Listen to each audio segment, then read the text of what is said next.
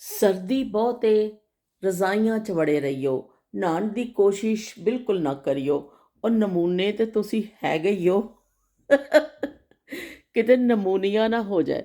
ਲਓ ਬਈ, ਸਰਦੀ ਦਾ ਤੋੜ ਇਸ ਸਾਲ ਬੜਾ ਜ਼ਬਰਦਸਤ ਕਿਸਮ ਦਾ ਆ ਗਿਆ ਵੇ। ਇਹ ਵਾਲੇ ਕੋਟ ਇੱਥੇ ਬੜੇ ਮਸ਼ਹੂਰ ਹੋਏ ਨੇ, ਬੜੇ ਕਹਿੰਦੇ ਇਨ ਹੋ ਗਏ ਨੇ ਫੈਸ਼ਨ ਵਿੱਚ ਕਿ ਖੁੱਲ੍ਹੇ ਖੁੱਲ੍ਹੇ ਉਹ ਚੋਗੇ ਨਹੀਂ ਪਾਉਂਦੇ ਸਨ ਪਹਿਲੇ ਲੋਕ। ਮਲੰਗ ਬਾਬੇ ਚੋਗੇ ਪਾਉਂਦੇ ਸਨ। ਇਹ ਸਮਝੋ ਕੰਬਲ ਨੂੰ ਸੀ ਦਿੱਤਾ ਗਿਆ ਚੋਗੇ ਸਟਾਈਲ 'ਚ ਕਿ ਵੀ ਪਾ ਲਓ ਅਤੇ ਫਿਰਦੇ ਰਹੋ ਘਰ 'ਚ, ਤੁਹਾਨੂੰ ਠੰਡ ਨਹੀਂ ਲੱਗੇਗੀ। ਕਿੰਨੀ ਵੀ ਮਾਈਨਸ 'ਚ ਸਰਦੀ ਹੋਵੇ ਤੁਸੀਂ ਖੁੱਲ੍ਹਾ ਜਿਹਾ ਪਾ ਲਵੋ, ਅਤੇ ਮੇਰੇ ਵਰਗੇ ਪਾ ਲੈਣ ਅਤੇ ਉਹ ਹੋਰ ਬਹੁਤ ਜ਼ਿਆਦਾ ਖਤਰਨਾਕ ਲੱਗਣਗੇ। ਪਰ ਇਹ ਵੀ ਕਿ ਹੁਣ ਪਾਉਣੇ ਪੈਣਗੇ, ਠੰਡ ਹੈ ਬਈ। ਮਾਈਨਸ 'ਚ ਜਦੋਂ ਟੈਂਪਰੇਚਰ ਚੱਲ ਰਿਹਾ, ਫਿਰ ਭਾਵੇਂ ਤੁਸੀਂ ਭਾਲੂ ਲੱਗੋ ਅਤੇ ਭਾਵੇਂ ਕੁਛ ਲੱਗੋ, ਤੁਹਾਨੂੰ ਇਹ ਸਭ ਕੁਛ ਕਰਨਾ ਹੀ ਪਏਗਾ। ਚੋਗਾ ਅਸੀਂ ਪਾ ਲਿਆ ਵੇ ਅਤੇ ਅਸੀਂ ਬਾਹਰ ਨਿਕਲ ਆਏ ਹਾਂ। ਇੰਨੀ ਠੰਡਕ ਹੈ ਬਾਹਰ, ਬੜੀ ਜ਼ਿਆਦਾ ਠੰਡਕ ਹੈ। ਪਰ ਉਹ ਕੀ ਕਰੀਏ, ਕਿੰਨਾ ਦੇਰ ਅੰਦਰ ਇਨਸਾਨ ਵੜਿਆ ਰਹੇਗਾ, ਕਿੰਨੀ ਦੇਰ ਅੰਦਰ ਇਨਸਾਨ ਛੁਪ ਕੇ ਬੈਠਾ ਰਹੇਗਾ। ਮੇਰੇ ਗਲਵਸ ਪਾਉਣਾ ਭੁੱਲ ਗਈ ਹਾਂ, ਲੇਕਿਨ ਐਵੇਂ ਕਿ ਚਲੋ ਹੁਣ ਬੋਝਾ ਹੈਗਾ ਇਹਦੇ ਵਿੱਚ, ਇਹ ਬੋਝਾ ਦੇਖੋ, ਬੋਝੇ ਵਿੱਚ ਹੱਥ ਵਾੜ ਲਿਆ ਵੇ। ਅਤੇ ਅਸੀਂ ਥੋੜ੍ਹੀ ਜਿਹੀ ਗੱਲਬਾਤ ਕਰ ਲੈਂਦੇ ਹਾਂ, ਕਿਉਂਕਿ ਅੰਦਰ ਬੈਠ ਕੇ ਇੰਨਾ ਯਕੀਨ ਮੰਨੋ ਕਿ ਸਾਰਾ ਦਿਨ ਹੀਟਿੰਗ 'ਚ ਬੈਠ ਕੇ ਫਿਰ ਤਾਜ਼ੀ ਹਵਾ ਨੂੰ ਦਿਲ ਕਰਦਾ ਵੇ ਕਿ ਥੋੜ੍ਹੀ ਜਿਹੀ ਦੇਰ ਤਾਜ਼ੀ ਹਵਾ 'ਚ ਨਿਕਲੀਏ। ਚਲੋ ਨਿਕਲ ਆਏ ਹਾਂ। ਅਤੇ ਮਹਿਵਿਸ਼ ਨੇ ਇੱਕ ਦਫਾ ਫਿਰ ਮੈਸੇਜ ਕੀਤਾ, ਬੜੀ ਮੈਂ ਖੁਸ਼ ਹੋਈ। ਸ਼ੁਕਰੀਆ ਮਹਿਵਿਸ਼। ਮਹਿਵਿਸ਼ ਨੇ ਕਿਹਾ ਕਿ ਵੀ ਅਸੀਂ ਤੁਹਾਨੂੰ ਸੁਣਨਾ ਚਾਹੁੰਦੇ ਹਾਂ, ਅਸੀਂ ਉਹ ਨਾਯਾਬ ਕਿੱਸੇ ਸੁਣਨਾ ਚਾਹੁੰਦੇ ਹਾਂ, ਤੁਸੀਂ ਸੁਣਾਓ ਬਈ, ਅਸੀਂ ਸੁਣਾਂਗੇ ਅਤੇ ਅਸੀਂ ਇੰਤਜ਼ਾਰ ਕਰਾਂਗੇ ਤੁਹਾਡੇ ਵਲੋਗ ਦਾ। ਅਤੇ ਬਈ ਇਹ ਕਹਿੰਦੇ ਢੇਰਾਂ ਖੂਨ ਵੱਧ ਗਿਆ, ਉਹ ਮੇਰਾ ਹਿਸਾਬ ਹੋਇਆ ਕਿ ਮੈਨੂੰ ਬੜੀ ਖੁਸ਼ੀ ਹੋਈ। ਅਤੇ ਇੱਕ ਹੋਰ ਮੈਸੇਜ ਆਇਆ ਮੈਨੂੰ ਨੀਦਰਲੈਂਡ ਤੋਂ। ਉਹਨਾਂ ਨੇ ਕਿਹਾ ਕਿ ਆਂਟੀ ਤੁਸੀਂ ਬੜੀ ਵਲੋਗ ਤਾਂ ਤੁਹਾਡਾ ਬੜਾ ਚੰਗਾ ਵੇ, ਪਰ ਇਹ ਵੀ ਕਿ ਤੁਸੀਂ ਥੋੜ੍ਹਾ ਜਿਹਾ ਵਕਸ਼ਕ ਕਰਿਆ ਕਰੋ ਅਤੇ ਥੋੜ੍ਹਾ ਚੌਲ ਸ਼ੌਲ ਅਤੇ ਚੀਜ਼ਾਂ ਛੱਡ ਦੇਵੋ। ਇਹ ਨਾ ਹੋਵੇ ਕਿ ਫਿਰ ਤੁਹਾਡੇ ਲਈ ਮਸਲਾ ਹੋਵੇ, ਤੁਸੀਂ ਵੋਕ ਸ਼ੁਰੂ ਕਰੋ। ਅਤੇ ਲੋ ਵੀ ਤੁਹਾਡੇ ਕਮੈਂਟ ਦਾ ਅਸਰ ਹੋਇਆ ਕਿ ਅਸੀਂ ਵੋਕ ਲਈ ਨਿਕਲ ਆਏ ਹਾਂ। ਅਤੇ ਇੱਕ ਹੋਰ ਮੈਸੇਜ ਆਇਆ ਜ਼ਿਕਰੀਆ ਦਾ, ਉਹਨਾਂ ਨੇ ਕਿਹਾ ਵੀ ਮਾਸ਼ਾਅੱਲਾ ਮਾਸ਼ਾਅੱਲਾ, ਉਹਨਾਂ ਨੂੰ ਬੜਾ ਪਸੰਦ ਆਇਆ। ਅਤੇ ਉਜ਼ਮਾ ਦਾ ਵੀ ਮੈਸੇਜ ਆਇਆ। ਅਤੇ ਉਜ਼ਮਾ ਅਤੇ ਇੱਕ ਦਿਨ ਮੇਰੇ ਕੋਲ ਕਹਿ ਰਹੇ ਸਨ ਵੀ ਜ਼ਿਆਦਾ ਮੈਂ ਮੈਸੇਜ ਕਰ ਦਿੰਦੀ ਹਾਂ ਕਿ ਤੁਹਾਡੇ ਚੈਨਲ ਨੂੰ ਨੁਕਸਾਨ ਤਾਂ ਨਹੀਂ ਹੋਏਗਾ। ਬਈ ਇਹ ਨਹੀਂ ਹੋ ਸਕਦਾ, ਜਿੰਨੇ ਤੁਸੀਂ ਮੈਸੇਜ ਕਰੋਗੇ ਉਨਾ ਹੀ ਫਾਇਦਾ ਹੋਣਾ ਜਿਵੇਂ ਮੈਨੂੰ।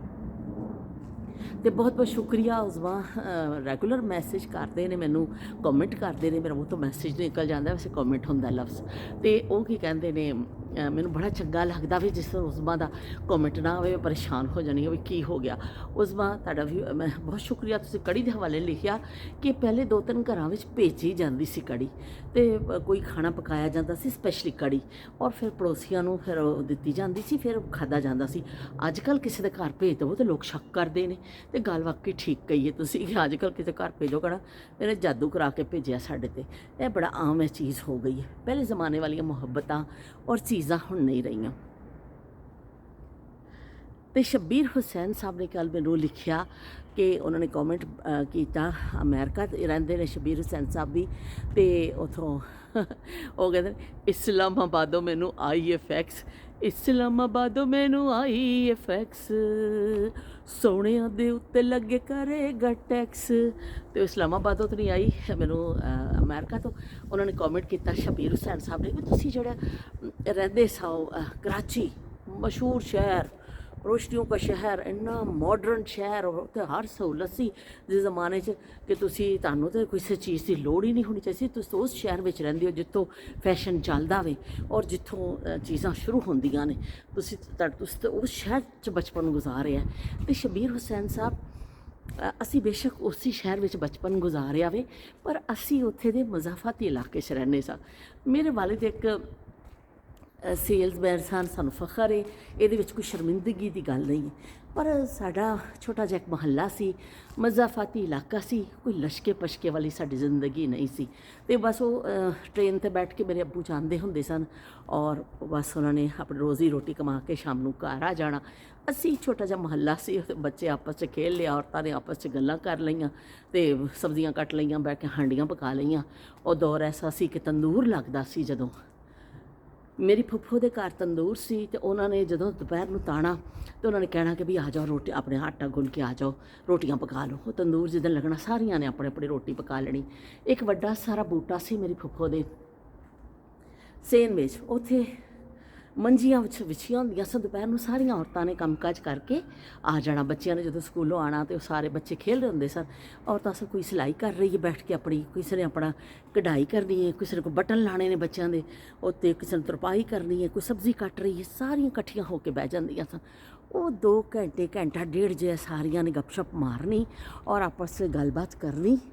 ਔਰ ਉਸ ਤੋਂ ਬਾਅਦ ਕੀ ਕਹਿੰਦੇ ਨੇ ਫਿਰ ਆਪਣੇ ਆਪਣੇ ਘਰਾਂ ਨੂੰ ਚਲੇ ਜਾਣਾ।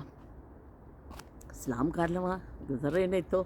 अस्सलाम वालेकुम, ਕੀ ਹਾਲ ਹੈ? ਠੀਕ ਹੋ? ਛੋਟੀ ਠੀਕ ਹੈ? ਤੁਸੀਂ ਉਹਨੂੰ ਮੈਂ ਦੇਖਣ ਵਾਸਤੇ ਆਵਾਂਗੀ ਇਨਸ਼ਾਅੱਲਾ। ਹਾਂ ਹਾਂ, ਮੈਂ ਰਾਫੇ ਨੂੰ ਲੈ ਕੇ ਆਵਾਂਗੀ। ਹਾਂ, ਰਾਫੇ ਨੂੰ ਲੈ ਕੇ ਆਵਾਂਗੀ। ਤੇ ਇਹਨਾਂ ਦੇ ਘਰ ਅਸੀਂ ਉੱਥੇ ਬੱਚੀ ਦੇਖਣ ਗਏ ਸਾਂ। ਬੜੀ ਪਿਆਰੀ ਬੱਚੀ, ਇੰਨੀ ਚੰਗੀ ਲੱਗੀ, ਇੰਨੀ ਬੱਚੇ ਵੈਸੇ ਹੀ ਬੜੇ ਪਿਆਰੇ ਲੱਗਦੇ ਨੇ। ਬੱਚੇ ਮੰਨ ਕੇ ਸੱਚੇ ਮੈਨੂੰ ਤਾਂ ਬੜੇ ਚੰਗੇ ਲੱਗਦੇ ਨੇ। ਤੇ ਗੱਲ ਹੋ ਰਹੀ ਸੀ ਨਾਇਬ ਜ਼ਮਾਨਿਆਂ ਦੀ। ਉੱਥੇ ਔਰਤਾਂ ਰੋਜ਼ਾਨਾ ਦੇ ਹਿਸਾਬ ਦੇ ਨਾਲ ਇਕੱਠੀਆਂ ਹੋ ਕੇ ਬੈਠ ਜਾਂਦੀਆਂ ਸਨ, ਇੱਕ ਦੂਸਰੇ ਨਾਲ ਗੱਲ ਕਰਨੀ, ਇੱਕ ਦੂਸਰੇ ਨਾਲ ਕਿਸੇ ਨੇ ਕਹਿਣਾ ਮੈਨੂੰ ਟਾਂਕਾ ਸਿਖਾ ਦੇ, ਕਿਸੇ ਨੇ ਮੋਤੀ ਲਾਣਾ, ਕਿਸੇ ਨੇ ਬੱਚੀਆਂ ਆਪਣੇ ਜਹੇਜ਼ ਦੀ ਤਿਆਰੀ ਕਰਦੀਆਂ ਸਨ। ਕਿਹੜਾ ਮੇਰੀ ਫੁੱਫੋ ਦੀ ਬੇਟੀਆਂ ਹੁੰਦੀਆਂ ਸਨ, ਉਹਨਾਂ ਨੇ ਆਪਣੇ ਜਹੇਜ਼ ਵਾਸਤੇ ਆਪਣੀ ਦਸੂਤੀ ਦੀਆਂ ਚਾਦਰਾਂ ਕੱਢ ਕੇ ਰੱਖਣੀਆਂ, ਕਢਾਈਆਂ ਕਰਦੀਆਂ ਸਨ ਔਰ ਬੱਚੀਆਂ ਸਿੱਖਦੀਆਂ ਸਨ। ਇਸ ਤਰ੍ਹਾਂ ਸਾਡਾ ਟਾਈਮ ਐਸਾ ਗੁਜ਼ਰਿਆ ਕਿ ਉਹ ਮਹੱਲਾ ਛੋਟਾ ਜਿਹਾ ਸੀ, ਬਹੁਤ ਅਯਾਸ਼ੀ ਵਾਲਾ ਦੌਰ ਨਹੀਂ ਸੀ। ਤੇ ਅਸੀਂ ਬਈ ਉਹ ਛੋਟੇ ਜਿਹੇ ਮਹੱਲੇ 'ਚ ਪੜ੍ਹੇ ਕਰਾਚੀ ਦੇ ਇੱਕ ਸਾਈਡ 'ਤੇ ਨੁੱਕੜ 'ਤੇ, ਉਹ ਨੁੱਕੜ 'ਤੇ ਰਹਿੰਦੇ ਸਾਂ ਕਰਾਚੀ ਦੇ। ਸਾਨੂੰ ਸਹੂਲਤਾਂ ਐਸੀਆਂ ਨਹੀਂ ਸਨ। ਜਿਸ ਦਿਨ ਅੱਬੂ ਦੇ ਨਾਲ ਅਸੀਂ ਜਾਣਾ ਟ੍ਰੇਨ 'ਤੇ ਬੈਠ ਕੇ, ਔਰ ਫਿਰ ਉਹ ਸਦਰ ਜ਼ੇਬੁਨਿਸਾ ਸਟਰੀਟ ਜਿਹੜਾ ਗੜ੍ਹ ਸੀ ਅਮੀਰ ਲੋਕਾਂ ਦਾ, ਸਮਝੋ ਸ਼ਾਪਿੰਗ ਕਰਦੇ ਸਨ, ਔਰ ਉੱਥੇ ਅਸੀਂ ਜਾਣਾ, ਵੱਡੀਆਂ ਵੱਡੀਆਂ ਦੁਕਾਨਾਂ ਦੇਖਣੀਆਂ ਸੀ। ਤਾਂ ਬੜਾ ਅਸੀਂ ਹੈਰਾਨ ਹੁੰਦੇ ਸਾਂ ਕਿ ਇਹ ਕਿਹੜੀ ਦੁਨੀਆ ਵੇ। ਸਾਨੂੰ ਤਾਂ ਪਤਾ ਹੀ ਨਹੀਂ, ਸਾਡੇ ਮੁਹੱਲੇ 'ਚ ਛੋਟੀਆਂ ਛੋਟੀਆਂ ਦੁਕਾਨਾਂ ਹੁੰਦੀਆਂ ਸਨ। ਔਰ ਸਭ ਲੇਕਿਨ ਜਦੋਂ ਅਸੀਂ ਸਦਰ ਜਾਂਦੇ ਹੁੰਦੇ ਸਾਂ ਅਤੇ ਬਸ ਅੱਬੂ ਦੀ ਉਂਗਲ ਫੜੀ ਹੁੰਦੀ ਸੀ ਅਤੇ ਮੈਂ ਜ਼ੇਬੁਨਿਸਾ ਸਟਰੀਟ ਤੋਂ ਲੰਘਦੀ ਜਾਂਦੀ ਸਾਂ ਔਰ ਸ਼ੀਸ਼ੇ ਵਿੱਚ ਲੱਗੀਆਂ ਦੁਕਾਨਾਂ 'ਤੇ ਇਸ ਤਰ੍ਹਾਂ ਚੀਜ਼ਾਂ ਦੇਖਦੀ ਹੁੰਦੀ ਸਾਂ। ਇੰਨੀਆਂ ਚੰਗੀਆਂ ਲੱਗਦੀਆਂ ਸਨ ਉਹ ਚੀਜ਼ਾਂ, ਪਰ ਅਸੀਂ ਕਦੀ ਉਹ ਖਰੀਦੀਆਂ ਨਹੀਂ ਸਨ। ਬਸ ਸਿਰਫ ਅਸੀਂ ਦੇਖਣੇ ਹੁੰਦੇ ਸਾਂ ਕਦੀ। ਔਰ ਨਾ ਹੀ ਉਹ ਦੌਰ ਐਸਾ ਸੀ, ਕਦੀ ਐਸਾ ਨਹੀਂ ਦਿਲ 'ਚ ਮਹਿਸੂਸ ਹੋਇਆ ਕਿ ਅਸੀਂ ਤੋਂ ਖਰੀਦੀਏ। ਬਸ ਦੇਖਦੇ ਹੁੰਦੇ ਸਾਂ ਅਸੀਂ ਉੱਥੋਂ ਗੁਜ਼ਰ ਕੇ। ਪਰ ਜੋ ਸਾਡੇ ਮਾਂ ਬਾਪ ਸਾਨੂੰ ਛੋਟੀ ਮਾਰਕੀਟ ਤੋਂ ਚੀਜ਼ਾਂ ਲੈ ਕੇ ਦੇ ਦਿੰਦੇ ਸਨ ਨਾ, ਜੋ ਉਹਨਾਂ ਦੀ ਇਸਤਤਾਤ ਹੁੰਦੀ ਸੀ, ਅਸੀਂ ਉਹਦੇ 'ਚ ਹੀ ਖੁਸ਼ ਰਹਿੰਦੇ ਹੁੰਦੇ ਸਾਂ। ਅਸੀਂ ਕਦੀ ਡਿਮਾਂਡ ਨਹੀਂ ਕੀਤੀ ਸੀ ਕਿ ਸਾਨੂੰ ਫਲਾਂ ਚੀਜ਼ ਚਾਹੀਦੀ ਹੈ। ਪਰ ਜੋ ਮਾਂ ਪਿਓ ਨੇ ਲੈ ਦਿੱਤਾ, ਠੀਕ ਹੈ ਬਈ ਪਾ ਲਓ। ਜੋ ਉਹਨਾਂ ਨੇ ਖਿਲਾ ਦਿੱਤਾ, ਖਾ ਲਓ। ਜਦੋਂ ਉਹਨਾਂ ਨੇ ਡਾਂਟ ਦਿੱਤਾ, ਕੋਈ ਗੱਲ ਨਹੀਂ ਵੀ ਠੀਕ ਕਿਆ ਹੋਏਗਾ। ਅਤੇ ਬਸ ਬੜੇ ਸਾਦਤਮੰਦ ਕਿਸਮ ਦੇ ਜ਼ਮਾਨੇ ਸਨ। ਅਤੇ ਇੰਨੀਆਂ ਖਵਾਹਿਸ਼ਾਂ ਦੇ ਘੋੜੇ ਜਿਹੜੇ ਸਨ ਬੇਲਗਾਮ ਨਹੀਂ ਹੋਏ ਸਨ ਉਦੋਂ, ਕਿ ਤੁਸੀਂ ਖਵਾਹਿਸ਼ ਕਰਦੇ ਸਨ। ਬੱਚੇ ਜ਼ਰੂਰ ਹੁੰਦੀ ਸੀ ਖਵਾਹਿਸ਼ ਔਰ ਦਿਲ ਵੀ ਕਰਦਾ ਸੀ, ਪਰ ਉਹ ਘੋੜੇ ਜਿਹੜੇ ਸਨ ਬੇਲਗਾਮ ਨਹੀਂ ਸਨ। ਅਤੇ ਖਵਾਹਿਸ਼ ਹੋਣੀ, ਮਾਂ ਬਾਪ ਨੂੰ ਕਹਿ ਦੇਣਾ, ਅਗਰ ਉਹਨਾਂ ਦੀ ਗੁੰਜਾਇਸ਼ ਹੁੰਦੀ ਸੀ, ਈਦ 'ਤੇ ਹੁੰਦੀ ਸੀ ਸਾਨੂੰ ਚੂੜੀਆਂ ਦੀ ਖਵਾਹਿਸ਼ ਕਿ ਚੂੜੀਆਂ ਲੈ ਦਿਓ ਵੀ ਸਾਨੂੰ, ਅਤੇ ਸਾਨੂੰ ਪਰਸ ਛੋਟਾ ਜਿਹਾ ਮਿਲ ਜਾਂਦਾ ਸੀ, ਚੂੜੀਆਂ, ਨਵੀਂ ਜੁੱਤੀ, ਇੱਕ ਸੂਟ ਮਿਲ ਜਾਂਦਾ ਸੀ। ਅੱਲਾ ਅੱਲਾ ਖੈਰ ਸੱਲਾ, ਪੂਰੇ ਸਾਲ ਲਈ ਬੱਚੇ ਜਿਹੜੇ ਨੇ ਨਾ ਉਹ ਟਰਖ ਜਾਂਦੇ ਸਨ ਕਿ ਬੱਚੇ ਕਹਿੰਦੇ ਚਲੋ ਬਈ ਠੀਕ ਹੈ ਕਿ ਇਹ ਬਹੁਤ ਅੱਛਾ ਕੁਛ ਸਾਨੂੰ ਮਿਲ ਗਿਆ ਵੇ। ਅਤੇ ਇਸ ਤਰ੍ਹਾਂ ਜ਼ਿੰਦਗੀ ਗੁਜ਼ਰਦੀ ਰਹੀ ਸਾਦਗੀ ਨਾਲ। ਅਸੀਂ ਕਰਾਚੀ ਸ਼ਹਿਰ 'ਚ ਹੀ ਰਹੇ, ਪਰ ਇਹ ਵੇ ਕਿ ਅਸੀਂ ਬਹੁਤ ਅਮੀਰ ਲੋਕਾਂ 'ਚ ਸ਼ੁਮਾਰ ਨਹੀਂ ਸੀ। ਬਸ ਆਮ ਜਿਹੇ ਲੋਕ ਸਾਂ ਅਤੇ ਆਮ ਜਿਹੀ ਜ਼ਿੰਦਗੀ ਸੀ ਅਤੇ ਆਮ ਜਿਹੀ ਸਾਡੀ ਰੂਟੀਨ ਸੀ। ਰੋਟੀ ਖਾ ਲਓ ਅਤੇ ਬਸ ਖੇਲ ਲਵੋ ਅਤੇ ਵੱਡਿਆਂ ਦੀ ਸਾਦਤਮੰਦੀ ਕਰ ਲਓ। ਉਸ ਜ਼ਮਾਨੇ ਵਿੱਚ ਰਿਜ਼ਕ ਹਲਾਲ ਜਿਹੜਾ ਖਾਂਦਾ ਸੀ ਉਹਦੀ ਹੀ ਇੱਜ਼ਤ ਸੀ, ਔਰ ਰਿਜ਼ਕ ਹਲਾਲ ਨੂੰ ਅਵਲੀਨ ਤਰਜੀਹ ਹੁੰਦੀ ਸੀ ਕਿ ਲੋਕ ਆਪਣੇ ਜਿੱਦਾਂ ਕਮਾਉਂਦੇ ਸਨ ਨਾ, ਕੋਈ ਸ਼ਰਮ ਨਹੀਂ ਮਹਿਸੂਸ ਕਰਦਾ ਸੀ। ਪੁਰਾਣੇ ਕੱਪੜੇ ਵੀ ਪਾ ਲੈਣੇ, ਬੱਚਿਆਂ ਨੇ ਇੱਕ ਦੂਸਰੇ ਦੇ ਭੈਣਾਂ ਭਰਾਵਾਂ ਦੇ, ਇਹਦੇ ਬੱਚੇ ਦੇ ਛੋਟੇ ਹੋ ਗਏ ਅਤੇ ਉਹਨੂੰ ਪਾ ਲਏ, ਆਪਣੇ ਬੱਚਿਆਂ ਦੇ ਵੱਡੇ ਦੇ ਕੱਪੜੇ ਛੋਟੇ ਨੇ ਪਾ ਲੈਣੇ, ਉਸ ਤੋਂ ਛੋਟੇ ਦੇ ਉਸ ਤੋਂ ਛੋਟੇ ਨੇ ਪਾ ਲੈਣੇ। ਭੈਣਾਂ ਭਰਾਵਾਂ ਦੇ ਬੱਚਾ ਕੋਈ ਹੁੰਦਾ ਸੀ, ਲਓ ਵੀ ਇਹ ਤਾਂ ਕੱਪੜੇ ਛੋਟੇ ਹੋ ਗਏ ਨੇ ਤੁਸੀਂ ਪਾ ਲਓ। ਇਸ ਤਰ੍ਹਾਂ ਪਾ ਕੇ ਕਰਕੇ ਲੋਕ ਆਪਣਾ ਟਾਈਮ ਗੁਜ਼ਾਰ ਲੈਂਦੇ ਸਨ। ਉਹ 'ਚ ਸ਼ਰਮ ਨਹੀਂ ਮਹਿਸੂਸ ਕੀਤੀ ਜਾਂਦੀ ਸੀ।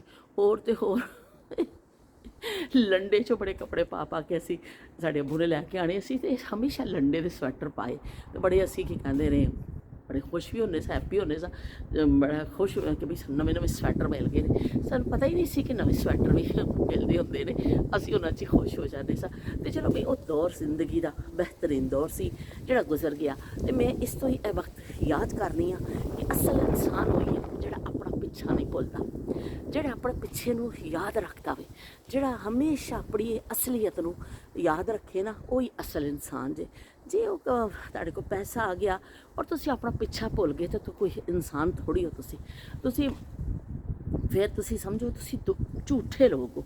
ਸੱਚਾ ਬੰਦਾ ਉਹੀ ਹੈ ਜਿਹੜਾ ਆਪਣਾ ਪਿੱਛਾ ਕਦੀ ਨਹੀਂ ਭੁੱਲਦਾ, ਚਾਹੇ ਸੁੱਕੀ ਰੋਟੀ ਖਾਂਦਾ ਰਿਹਾ ਵੇ ਉਹਦੇ 'ਤੇ ਵੀ ਫਖਰ ਕਰੇ, ਚਾਹੇ ਉਹ ਪਾਟਾ ਕੱਪੜਾ ਪਾਉਂਦਾ ਰਿਹਾ ਉਹਦੇ 'ਤੇ ਵੀ ਫਖਰ ਕਰੇ, ਅਤੇ ਚਾਹੇ ਉਹ ਕੀ ਕਹਿੰਦੇ ਨੇ ਛੋਟੇ ਜਿਹੇ ਮੁਹੱਲਿਆਂ 'ਚ ਰਿਹਾ ਉੱਤੇ ਵੀ ਫਖਰ ਕਰੇ।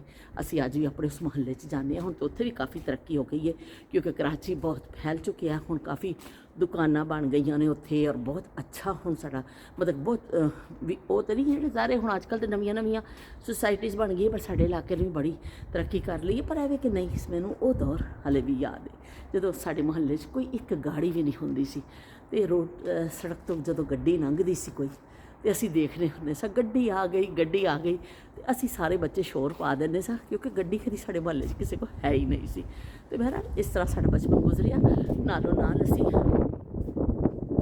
ਕਿਸੇ ਤੁਹਾਨੂੰ ਸੁਣਾਉਂਦੇ ਜਾਵਾਂਗੇ ਅਤੇ ਨਾਲੋਂ ਨਾਲ ਅਸੀਂ ਹੋਰ ਗੱਲਾਂ ਵੀ ਕਰਾਂਗੇ।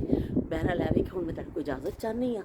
ਅਸੀਂ डॉक्टर को गए सुबह, डॉक्टर को जाके फिर असी आके घर थोड़ा खाना वाना दा कीता, तो हुण मैं थोड़ा सा निकल आई सके, थोड़ी जी असी वॉक कर लीए तो थोड़ा जा माहौल बन जाए वॉक का। तो थोड़ा जा कॉमेंट भी आया सी कि भाई चलो वॉक करो, निकलो तुसी कि अंदर बैठे हो, मैं ठीक है भाई असी करने आ। तो फिर तुहाडा मिलने आ एक नवी गल दे नाल, नवी याद दे नाल।